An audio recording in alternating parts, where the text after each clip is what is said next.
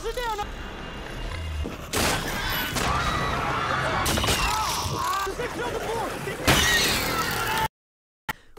Dear awkward, स्वागत आपका इस ट्रेन के अगले पार्ट में। तो इस एपिसोड की शुरुआत 1932 में होती है, जहां रोमानिया के एक गांव में स्टार्कन अपनी दादी से उसको एक कहानी सुनाने को बोलता है और फिर उसकी दादी भी मान जाती है और उसको एक बहुत पुराने समय की कहानी सुनाने लगती है।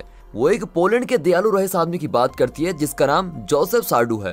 वो सामान्य लोगों से बहुत ही ज्यादा बड़ा है और एक चांदी की छड़ी के साथ घूमता है जिसका हैंडल सफेद सोने का बना हुआ है। सार्डू को पता होता है कि वो जल्द ही मरने वाला है, इसीलिए वो सभी पर मेहरबान रहता है और बच्चों के लिए तो उसका प्यार हद से ज्यादा है। हालांकि सार्डू के भाई बारबन को उसकी बहुत ही चिंता हो रही होती है, इसीलिए वो कुछ लोगों का समूह बनाकर एक बड़ी भेड़िया को ढूंढने के लिए निकल जाते हैं ताकि सार्डू को उसका खून पिलाकर सार्डू की बीमारी का इलाज किया जा सके।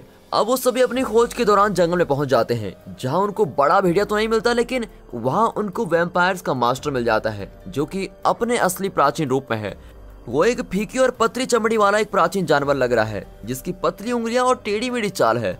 अब जैसा कि प्राचीन मास्टर का शरीर बहुत ही कमजोर है, इसीलिए वो सार्डू पर हमला करता है और कीड़ों से भरी उल्टी करके अपनी आत्मा सार्डू के शरीर में घुसा देता है। और अब मास्टर, जिसका पुराना असली शरीर कमजोर था, वो अब सार्डू के ताकतवर शरीर में रह रहा है। और ये सब बताते हुए स्टार्कन की दादी उसको बुराई से लड़ने और रोकने को बोलती है और वो कहती है कि बुराई के बहुत सारे रूप होते हैं बेटा।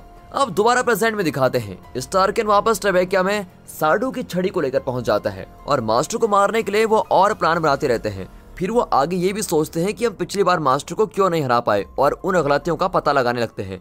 जब स्टार्कन नीचे सुरंगों वाले रास्ते में जाता है तब उसको महसूस होता है कि कोई उसका पीछा कर रहा है और हैरानी की बात तो ये होती है कि उसका पीछा मास्टर नहीं बल्कि सैनिक वैम्पायर्स का सरदार कर रहा होता है। और आखिरकार वैम्पायर्स का सरदार अपना नाम वॉन बताता है और इसके बाद वो स्टार्कन के मुंह को ढककर उसका अपहरण कर लेते हैं। फिर प्राचीन वैम्पायर्स के मुख्यालय में स्टार्कन गस से मिलता है जो कि अब वॉन और बाकी अच्छे वैम्पायर्स का साथ दे रहा है। अब वैन स्टार्कन को बताता है कि हमको तुम्हारी मदद चाहिए ताकि हम सब मिलकर मास्टर को मार सके। और फिर स्टार्कन उनको एक बात बताता है कि ओसियो लुमेन नाम की किताब है जिसमें मास्टर को मारने के बारे में लिखा हुआ है। और ये सुनकर प्राचीन वैम्पायर्स स्टार्कन को वहां से एक शर्त पे भेजने को तैयार हो जाते हैं और वो ये शर्त ये है कि जैसे स्टार्कन को मास्टर का पता लगेगा उसको इसके बारे में लोगों को बताना पड़ेगा। अब दूसरी तरफ मास्टर एक होस्ट को बॉलीवुड से बात करके उसकी मिट्टी और कुछ बच्चों को उसके पास लाने को बोलता है। मास्टर के शरीर को बहुत नुकसान पहुंचा होता है और उसका शरीर मरने लगा है। अब इस वजह से वो जल्दी बदला लेना चाहता है। अब इसके बाद एक होस्ट पैलमेट से मिलने जाता है जो मास्टर से मिलने के लिए बहुत ही बेकरार है। इसके दौरान दिखाते हैं कि वहाँ पैलमेट से जमीन का सौदा करने के लिए कोको मार्चेंट नाम की एक लड़की आती है। पैलमेट एक सफाई करने वाली पुरानी फैक्ट्री खरीद रहा है जिसमें बहुत सारा पानी निकालने के लिए नालियां बनाई हुई है और पैलमेट ऐसा मास्टर के लिए ही कर रहा है। कोको और पैलमर के बीच अच्छी बातचीत होती है। अब इसके बाद पैलमर, जो कि कोको में काफी दिलचस्पी दिखा रहा होता है, वो कोको को उसके लिए काम करने के लिए बोलता है और वो कोको को कहता है कि मैं तुमको 3 गुना ज्यादा तनख्वाह दूंगा। फिर अगले सीन में स्टार्कन वेस्ली के घर पहुंचता है, लेकिन वह प्राचीन वैम्पायर्स का राज अपने तक ही रखता है। अब जरूरत पड़ने पर हथियारों की कमी न होने के लिए स्टार्कन अपने एक लॉकर से हथियार लेने चला जाता है और इसके लिए वो वेस्ली की मदद मांगता है। अब अगले सीन में हमें एक अंधे लोगों का स्कूल दिखाया जाता है जो कि वैम्पायर्स के खतरे से बचने के लिए शहर से बाहर रहने को जा रहे हैं और इसमें उनकी मदद स्टोनहट कंपनी करती है। हालांकि ये एक जाल है। एक होस्ट अपने आदमियों से बच्चों और कुछ पढ़ने वाले टीचर्स को मास्टर की बात मानते हुए अपने पास बुला लेता है। अब इसके बाद एक होस्ट कुछ सो रहे वैम्पायर्स में कैली को जगाता है और बताता है कि मास्टर ने कैली को एक खास काम के लिए चुना है और इसीलिए कैली किसी से भी बात कर सकती है और वो खुद भी सोच सकती है। अब अचानक कैली की आंखें लाल हो जाती हैं और उसकी आवाज वापस आ जाती है। उसके मुंह से सबसे पहला शब्द उसके बेटे जैक का निकलता है। फिर दूसरी तरफ वेस्ली के घर में दिखाते हैं तो एफ्रेम और नोरा वैम्पायर्स के शरीर की अंदरूनी बनावट में कोई कमजोरी ढूंढ रहे होते हैं। अब कुछ समय के बाद वो एक नतीजे पर पहुंच जाते हैं कि वो नए वैम्पायर्स का बनना रोकने के लिए पुराने वैम्पायर्स में एक बीमारी डाल देंगे। अब इसके दौरान स्टार्कन वहां जाता है और दोनों को उसके साथ हथियार लाने के लिए लेके जाता है। अब बाद में स्टार्कन के हथियार रखने वाले जगह को ढूंढते हुए उनको वैम्पायर से छुपते हुए 2 पति पत्नी मिलते हैं। नोरा फिर उन दोनों से बातचीत कर रही होती है। अब इसके दौरान स्टार्कन, एफ्रेम और वेस्ली चांदी के हथियार और स्टार्कन के लिए कुछ पुराने कागजों को लेने जाते हैं। तभी अचानक वहां पर बिजली चली जाती है और कुछ वैम्पायर्स अंधेरे में होते हुए भी वहां पर आ जाते हैं। अब स्टार्कन और उसके साथ ही वैम्पायर्स को मार देते हैं, लेकिन वहां मिली दोनों पति पत्नी के शरीर में वैम्पायर्स वाले कीड़े घूम रहे हैं। और जब वेस्ली उनको मारने वाला होता है तो एफ्रेम उसको रोक देता है और कहता है कि इन दोनों पति पत्नी को हम अपने टेस्ट के लिए इस्तेमाल कर सकते हैं। अब अगले सीन में एक होस्ट कैली को अपने साथ एक दूसरे कमरे में लेके जाता है जहां जमीन पर बहुत सारी मिट्टी पड़ी हुई है। एक होस्ट बताता है कि कैली मास्टर के बहुत बड़े प्लान का एक जरूरी हिस्सा है। वो कैली को जमीन से निकलते छोटे वैम्पायर बच्चों से मिलवाता है और दोस्तों ये वही अंधे बच्चे हैं। एक होस्ट ने उनको वैम्पायर से बदल दिया है। एक होस्ट उनका नाम फीलर्स बताता है और बताता है कि वो सभी अब कैली का परिवार हैं। वो साथ ही बताता है कि फेलर बाकी वैम्पायर से अलग हैं क्योंकि उनके पास बहुत तेज नजरें हैं और साथ ही वो मुश्किल से दिखने वाली चीजों का भी पता लगा सकते हैं। अब इसके बाद वो कैली से बच्चों का ध्यान रखने को बोलता है। जमीन में से बच्चे बाहर निकलते हैं और अपनी नई माँ कैली के पास जाते हैं। फिर कुछ समय बाद एक होस्ट और बॉलीवर मास्टर के अगले किसी शरीर में जाने की बात कर रहे होते हैं। एक होस्ट बताता है कि जैसे ही मास्टर नए शरीर में जाएंगे तो सभी को मास्टर की सेवा वफादारी करनी होगी। और जब बॉलीवर मास्टर के नए ताबूत को छूने की कोशिश करता है तो एक होस्ट उसको रोक देता है और खुद मास्टर के ताबूत में लेट जाता है। अब इसके दौरान कैली अपने नए बच्चों से बात कर रही होती है और ध्यान से उनको देख भी रही है। अब दूसरी तरफ प्रयोगशाला में दिखाते हैं तो एफ्रेम और नोरा स्टोर रूम में मिले पति पत्नी को बताते हैं कि तुम जल्द ही वैम्पायर्स में बदलने वाले हो। और एफ्रेम साथ ही साथ उनको कहता है कि हमें तुम्हारी मदद चाहिए और हमें तुम पर टेस्ट करने हैं ताकि हमें पता लग सके कि वैम्पायर्स के शरीर में क्या क्या कमजोरियां हैं। लेकिन शुरू में दोनों पति पत्नी इसके लिए मना कर देते हैं, लेकिन जब उनको पता लगता है कि ऐसा करने से बहुत लोगों की जान बचाई जा सकती है तो वो मान जाते हैं। अब वेस्ली के घर में दिखाते हैं तो स्टार्कन अपने पुराने लिखे कागजों में एक पुरानी किताब ओसिडो लुमेन का पता लगाने की कोशिश कर रहा है। ओसिडो लुमेन में मास्टर को मारने का तरीका लिखा हुआ है। अब हमें सन 1965 के पुराने समय में ले जाया जाता है। स्टार्कन वेना के कॉलेज में पढ़ रहा होता है और वो वैम्पायर्स के इतिहास के बारे में बता रहा है। अब इस सब के दौरान वहाँ जवान पेलमर आता है और बोलता है कि वो वैम्पायर्स के सच के बारे में जानता है। वो साथ ही बताता है कि वो स्टार्कन के मिशन के बारे में भी जानता है जो वैम्पायर्स का होने का प्रमाण सबके सामने रखने वाला है। वो स्टार्कन को साडू की छड़ी और उसको वेना ले जाने की बात करता है। फिर वो स्टार्कन से उस छड़ी को ढूंढने के लिए बोलता है। अब जैसा कि स्टार्कन को तो खुद मास्टर को ढूंढना है, इसीलिए वो साडू की छड़ी ढूंढने के मिशन पर जाने के लिए मान जाता है। अब दोबारा प्रेजेंट में दिखाते हैं तो कोको पेलमर के ऑफिस में जाती है और बताती है कि वो पेलमर के लिए काम करना चाहती है। फिर वो कोको को एक भाषण लिखने के लिए बोलता है। अब इसके दौरान वेस्ली और डच पास ही की एक जगह में वैम्पायर्स को मारने के लिए जाते हैं और थोड़ा थोड़ा करके वैम्पायर्स को मारने का तय कर लेते हैं। तभी चांदी की बॉम्ब का इस्तेमाल करके वो स्टार्कन के हथियारों वाली जगह से निकल भी जाते हैं और काफी वैम्पायर्स को मारने में कामयाब हो जाते हैं। अब वेस्ली के घर में नोरा स्टार्कन से पूछती है कि क्या मास्टर उन दोनों पति पत्नी का दिमाग भी पढ़ सकता है, क्योंकि अगर ऐसा हो गया तो पति पत्नी जैसे ही वैम्पायर से बदलेंगे तो मास्टर स्टार्कन और बाकी लोगों को आसानी से ढूंढ सकता है। अब हालांकि स्टार्कन बताता है कि दोनों पति पत्नी को खुद भी नहीं पता कि वो दोनों कहाँ पर हैं और इसीलिए मास्टर उनको ढूंढ नहीं सकता है। अब दोबारा पुराने समय को दिखाया जाता है जहाँ स्टार्कन साडू की छड़ी को ढूंढता हुआ एक पुराना सामान खरीदने बेचने वाली दुकान पर पहुंच जाता है और जब वो दुकान के मालिक से पुरानी चीजों को देखने के लिए बोलता है तो उसको नाजियों के पुराने सामान वाली जगह ले जाया जाता है और उसको वहाँ साडू की छड़ी मिल जाती है। हालांकि दुकान का मालिक बताता है कि छड़ी को पहले किसी ने खरीद लिया है और दुकानदार कहता है कि मैं जबान का पक्का हूँ और इसलिए जिसने पहले इसको खरीदा है मैं उसी को दूंगा। फिर स्टार्कन दुकान के मालिक का असली नाम डॉक्टर ड्राइवर हेवन बताता है, जो कि लोगों को बंदी बनाई जगह पर कैदियों पर प्रयोग किया करता था। अब डर के मारे ड्राइवर हेवन वहां से भाग जाता है और स्टार्कन उसका पीछा कर रहा होता है। तभी भागते हुए ड्राइवर हेवन किसी से टकराता है और उसके हाथ से छड़ी जमीन पर गिर जाती है और छड़ी को वहीं छोड़कर वो भाग जाता है। अब इसके बाद स्टार्कन छड़ी को ले लेता है और अपने साथ लेके जाता है और फिर स्टार्कन उस छड़ी को पेलमर को देता है, जो कि स्टार्कन से बहुत ही खुश हो गया है। अब इसके साथ ही पेलमर स्टार्कन से ओकिडो लुमेन को ढूंढने के लिए बोलता है, जिसमें मास्टर के बारे में और उसको कैसे मारना है इस बारे में लिखा हुआ है और इसके बदले में पेलमर उसको बहुत सारे पैसे देगा और साथ ही कॉलेज में बड़े टीचर की नौकरी भी दिलवाएगा। दोस्तों अभी पुराने समय को देखकर तो लग रहा है कि पेलमर एक अच्छा इंसान है और स्टार्कन का साथ दे रहा है, लेकिन जैसा कि हम जानते हैं कि आगे चलकर मास्टर का वो साथ देने वाला है।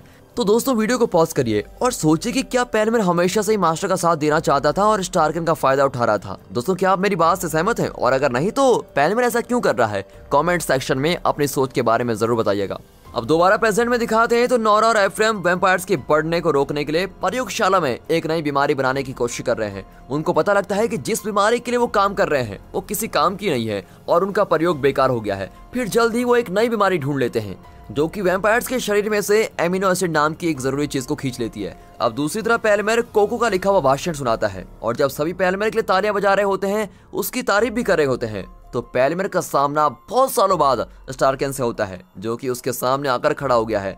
और जब पेलमर स्टार्कन को धमकी दे रहा होता है कि मास्टर को जल्दी ढूंढकर मार देगा, तो स्टार्कन जवाब में बोलता है कि उसको ओकिडो लुमेन मिलने ही वाली है अब इस बात को सुनकर पेलमैन बड़ा ही डर जाता है, लेकिन उसके कुछ करने से पहले ही वेस्ली एक टाइम बम को फोड़ देता है और सभी जगह बहुत ही भगदड़ मच जाती है और इसी का फायदा उठाते हुए स्टार्कन और वेस्ली वहां से भाग जाते हैं। अब इसके बाद वापस पुराने समय का सीन दिखाया जाता है। ड्राइवर हेवन वापस अपनी दुकान में आता है जहां उसको एक हॉस्ट मिलता है और वो सार्डू की छड़ी खरीदने आया है। और फिर ड्राइवर हेवन एक हॉस्ट को बताता है कि उसका राज खुल गया है और वो एक हॉस्ट से उसकी मदद करने को बोलता है। अब एक हॉस्ट उसको मास्टर की सेवा और उसके लिए काम करने के लिए बोल देता है। अब बिना किसी झिझक के ड्राइवर हेवन इस बात के लिए मान भी जाता है और एक हॉस्ट अपनी लंबी जीभ निकालकर उस पर हमला करता है और उसको भी एक वैम्पायर बना देता है।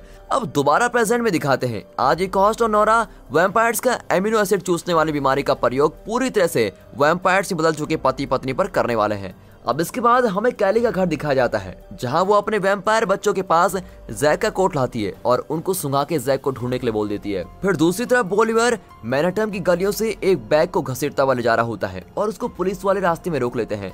पुलिस वाले बैग को खोलते हैं और उसमें उसको बहुत सारी मिट्टी मिलती है। फिर बोलिवर उन पुलिस वालों को मिट्टी छूने से मना करता है और बोलता है कि इस मिट्टी पर मास्टर आराम करता है। हालांकि पुलिस वाले मिट्टी उठाते हैं और उसके बाद कुछ कीड़े उनके शरीर में घुस जाते हैं। तभी वहां कुछ और वैम्पायर्स आकर पुलिस वालों पर हमला कर देते हैं और इस वजह से बोलिवर को वहां से भागने का मौका मिल जाता है।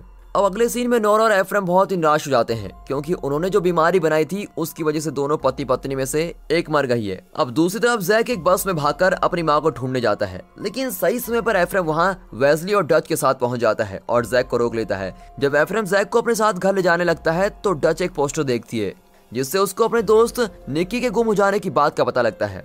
अब इसके बाद स्टार्कन शहर से एक वैम्पायर के सफेद खून और उनके शरीर वाले कीड़ों के साथ कुछ प्रयोग कर रहा होता है। वो उन दोनों चीजों से एक पानी जैसा कुछ बना लेता है और अपनी आंखों में उस पानी को डालता है। फिर बाद में नोरा वहां पर आती है और उसको स्टार्कन बेहोश हुआ जमीन पर मिलता है। स्टार्कन की आंख से खून निकल रहा है और नोरा उसको वापस होश में लेके आती है। फिर नोरा स्टार्कन से पूछती है कि उसके साथ क्या हुआ था, लेकिन स्टार्कन बार बार यही कहता है कि आंखों में कुछ मत डालना। अब दिखाते हैं तो प्राचीन वैम्पायर्स की यहाँ वैगन गस को वैम्पायर से लड़ना सिखा रहा होता है, जिसमें वो वैम्पायर्स की जीभ को पकड़कर पूरी तरह से बाहर निकालने को बोलता है और ऐसा करके वैम्पायर आसानी से मर जाएंगे। अब इसके अलावा वॉन पेलमर को अगवा करने वाले अपने अगले मिशन के बारे में गस को बताता है। फिर दूसरी तरफ फिट्जविलियम स्टेटन नाम के एक द्वीप पर पहुंच जाता है और फिर काफी कोशिशें करने के बाद वो अपने भाई से भी मिलने पहुंच जाता है। फिट्जविलियम का भाई इसको देखकर बड़ा ही हैरान है, लेकिन वो उसको अंदर बुलाता है और जब उसको लगता है कि उसका भाई फिट्जविलियम अब पेलमर के लिए काम नहीं करता है तो वो बहुत ही खुश होता है। अब इसके दौरान दिखाते हैं तो न्यूयॉर्क शहर की मेयर जॉर्ज लेयल स्टेटन द्वीप पर एक मीटिंग रखती है और सभी की पहचान जस्टिन फर्नांडो से करवाती है। वो बताती है कि स्टेटन आइलैंड वैम्पायर के खतरे से दूर है।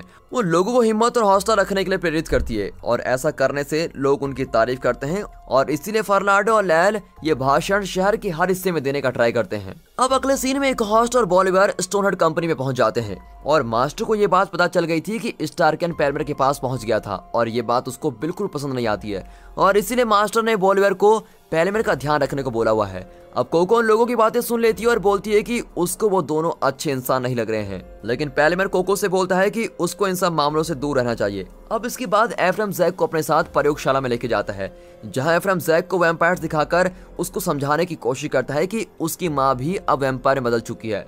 एफ्रेम ने ऐसा इसलिए किया क्योंकि जैक अपनी माँ को ढूंढने के लिए अकेले ही बस में जा रहा था और इसीलिए वो जैक को कैली की सच्चाई दिखाना चाहता है। फिर अगले दिन नोरा स्टार्कन से दोबारा पूछती है कि वो बेहोश क्यों हुआ था और अब की बार स्टार्कन मान जाता है और कहता है कि उसने अपनी उम्र को बढ़ाने से रोकने के लिए कीड़ों को अपनी आंखों में डाला था।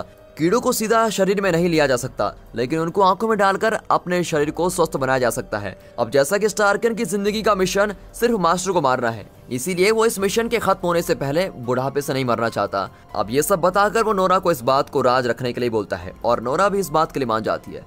इस सब के दौरान डच और वेस्ली निकी का पता लगाने के लिए निकी की मां के घर जाते हैं। हालांकि निकी की मां को निकी के बारे में कुछ भी पता नहीं है और वो डच को देखकर बहुत ही गुस्सा है। निकी की मां को लगता है कि निकी डच की वजह से ही बिगड़ी है और उसकी वजह से ही निकी की मौत भी हुई है। अब इसके बाद डच ट्रक में वापस आकर रोने लगती है क्योंकि उसको भी लगता है कि निकी की मां ने सच बोला है। अब दोबारा प्रयोगशाला में दिखाते हैं तो एफ्रेम को महसूस होता है कि वैम्पायर जैक को घूर रहा है और जैसा कि मास्टर वैम्पायर के जरिए देख और सुन सकता है तो एफ्रेम मास्टर से बात करने लगता है और जैसा कि मास्टर कैली को एफ्रेम से दूर ले गया है, वो मास्टर को धमकाता है कि वो भी उसके हजारों वैम्पायर्स को मारेगा और फिर मास्टर को ढूंढ कर भी मार डालेगा। इसके साथ ही एफ्रेम बोलता है कि वो वैम्पायर बनने से अच्छा जैक और खुद को जान से मारना पसंद करेगा। अब इसके बाद दिखाते हैं तो गस लिफ्ट को ठीक करने वाला बनकर स्टोनहर्ड कंपनी में चला जाता है और वहाँ के पहरेदारों का ध्यान भटकाकर वॉन और उसके साथियों को भी अंदर लेके आता है। जब गस और पहरेदार साथ में लिफ्ट में जाते हैं, सभी अच्छे वैम्पायर्स लिफ्ट को नीचे से पकड़कर गस के पीछे पीछे आ रहे होते हैं। अब इस सब के दौरान दूसरे पहरेदार गस और वैम्पायर्स को अंदर आते हुए देख लेते हैं और इस वजह से पैल्मर और कोको एक अलग सुरक्षित कमरे में चले जाते हैं। अब उस कमरे में पैल्मर एक खुफिया कोड डालता है जिससे उसके ऑफिस की छत से यूवी लाइट्स निकलती है और तभी ऊपर से आती यूवी लाइट्स सभी वैम्पायर्स को मारने लगती है। वैम्पायर्स बचने का तरीका ढूंढने की कोशिश करते हैं, लेकिन नीचे की जमीन खुल जाती है और वो यूवी लाइट से भरे एक गड्ढे में गिर जाते हैं और जल जाते हैं। और फिर वैन की हालत भी लगभग मरने वाली होती है, तो वो गस को वहां से भागने के लिए बोलता है। अब वेस्ले के घर पर दिखाते हैं तो स्टार्कन पास्ता खाते हुए शराब पी रहा है और बहुत ही अच्छे मूड में लग रहा है। जब डच उससे पूछती है कि वो आज अलग क्यों लग रहा है, तो स्टार्कन बताता है कि उसने अपनी शक्ति दोबारा वापस पा ली है। अब दूसरी तरफ नोरा और एफ्रेम ने एक नई बीमारी बनाई है और उनको विश्वास है कि वो अब की बार वैम्पायर्स में इस बीमारी को फैलाई देंगे। अब उनको बस अपने बीमारी वाले वैम्पायर को बाहर बाकी वैम्पायर्स के साथ छोड़ना है। और इसके साथ ही दोस्तों ये एपिसोड यहाँ पर खत्म होता है। क्या नोरा और एफ्रेम का प्लान कामयाब हो पाएगा? क्या वो वैम्पायर्स को अपनी बनाई नई बीमारी के साथ खत्म कर पाएंगे? जानने के लिए अगला एपिसोड हमारे channel mister Hindi rocket series में देखिए और साथ ही चैनल को सब्सक्राइब जरूर करें। साथ ही वीडियो के पब्लिश करने के साथ आपको नोटिफिकेशन झट से मिल जाएगी। Do like, comment and share to your friends and finally दोस्तों, थैंक्स फॉर वॉचिंग।